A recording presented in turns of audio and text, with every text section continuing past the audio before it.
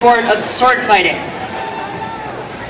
Okay, behind me we have Michael and Jachin, who are two of our students at the club. And guys, come on, ready fence. Let's have a little etiquette here. Okay, this is about etiquette. It goes like this. Both fencers face each other down the strip. Don't fall down, Michael. And let's see, and they salute each other. Come on, gentlemen, let's do this right. Salute each other. Thank you. The action starts on guard, ready, fence. It's kind of like on your mark, get set, go. You don't start until they say fence. So Saber is, the other two is, Saber is one of 3 Olympic weapons. Saber is the only one that, in which the cutting edge, you can use cuts as well as point attacks. In foil and epee, only point attacks are legal, and at Avant-Garde, we are an all Saber club. So, notice the way they're both standing. This is called... Sorry. This is called fencer stance. You put 1 foot ahead, your trailing leg goes here, crouch down, and we do a very distinctive advance and retreat, which is advance is going forward, retreating is going backwards, and then in an attack, there's what's called a lunge. When you extend your arm and then jump forward towards your opponent. Your typical bout will be the first of 5 points. Whoever gets 5 points is the winner. However, later on in competition, you will get up to 15-point bouts, and at the highest point, at the Olympic level, you're going to get 45-point bouts. As you can imagine, those are really grueling.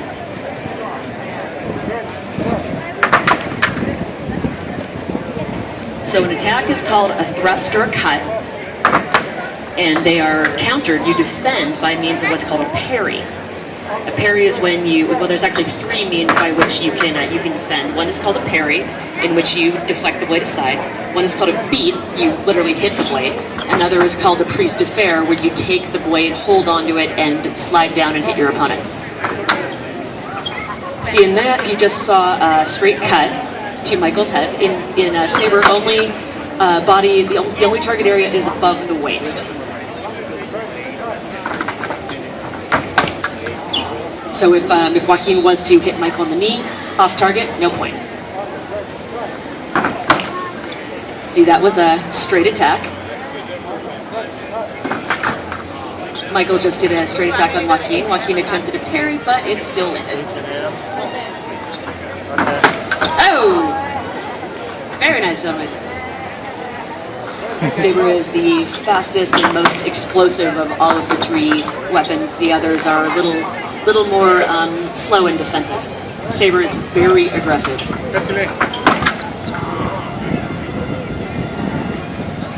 And notice all the forward motion we have in Saber what are called right-of-way rules. What happens is whoever has the forward momentum with their arm out has right-of-way. In order to take right-of-way, you have to parry, beat the blade, or bind the blade.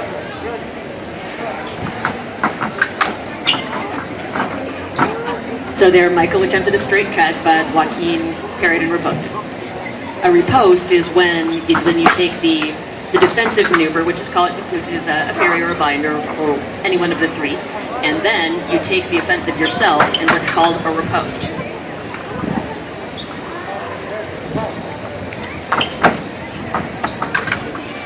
And let's see, we don't have any of our girl students out here demonstrating today, but fencing is very, very much a sport for both genders. You do not have to be a big, buff young man. You can be a 40-year-old woman like me.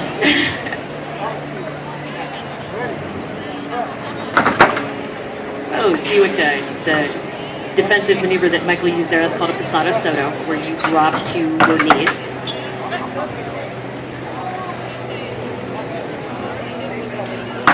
Whoa! Nice, guys.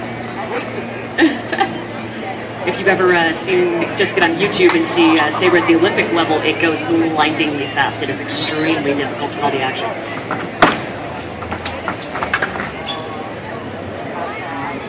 See, what Michael did there was some very small steps. Those are called stutter steps, in which a Saber fencer maintains right-of-way, but while preparing an attack.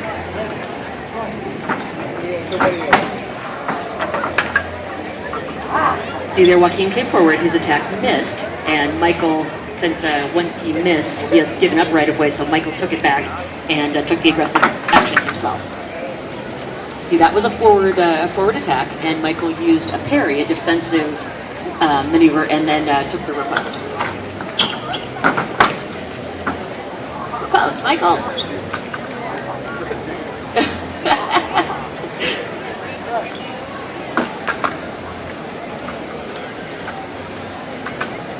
So each of the individual confrontations in the bout are called actions.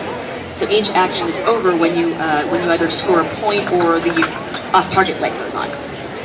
Very often what will happen in Saber is that you will have both lights go on at the same time. There's a scoring equipment, scoring box that one fencer will be red if he completes the circuit and scores a point, then the red light will go off. If the other one scores a point, then the green light will go off. Very, very often, however, both lights go off at the same time because it's difficult to say because both fencers hit each other so closely in time that it's impossible for the machine to determine as to which one of them was first. So in that way, when that happens, you will decide who had right of way, who beat the opponent's blade last, or whether it was a straight attack that went. What will very frequently happen in Saber, because it is such a fast-paced sport, what will very, very often happen is that both fencers will come forward at the same time and hit at the same time. That is called, at that point they call the action together, which means no point, they both hit at the same time. However, a director might say, I think that fencer had active, and I think he started first, and then that will be back, and the other fellow will have counterattacked. The straight attack, whoever had the initiative first, is the winner of the point.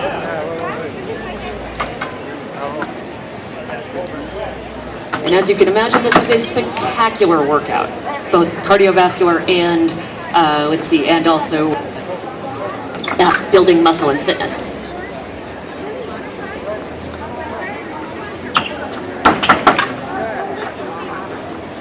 Let's see, the defense that Joaquin just attempted there is called a parry 2, down here. There are 6 parries in Saber.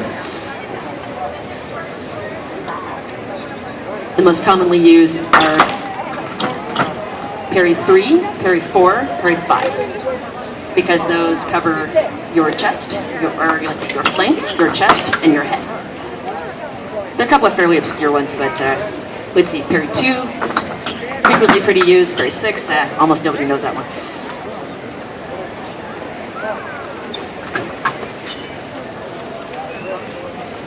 So because everything above the waist in Saber is legal target area, you will get, frequently you'll get people using what are called stop cuts, which is a hit to the arm.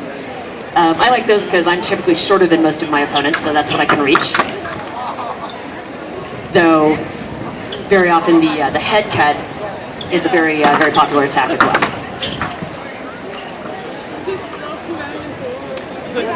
So it's not just a matter of run up and whack, though. It's actually very subtle as far as blade work goes. There are several different means by which you can evade your opponent's blade. Going over it is called a coupe. Going under it is called a disengage. Going around it completely is called a double. And the action will sometimes get very, very complex, as you can see here. As each fencer takes the initiative, takes right of way in the bout. Sometimes you will call the action up to, because it's not just a matter of attack, parry, riposte. It can be a matter of attack, parry, riposte, counter, parry, counter, riposte, counter, counter, counter, parry, counter, counter, counter, riposte. It does get that complicated sometimes. As you can imagine, fencing referees are very experienced and very good at, we call it calling the action.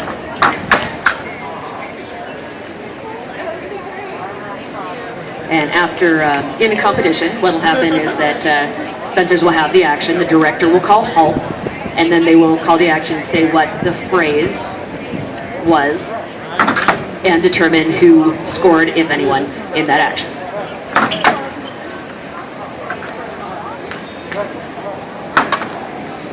Together, both of our gentlemen here have very, very strong straight attacks, as you can imagine. Yeah, Michael, how long have you been fencing?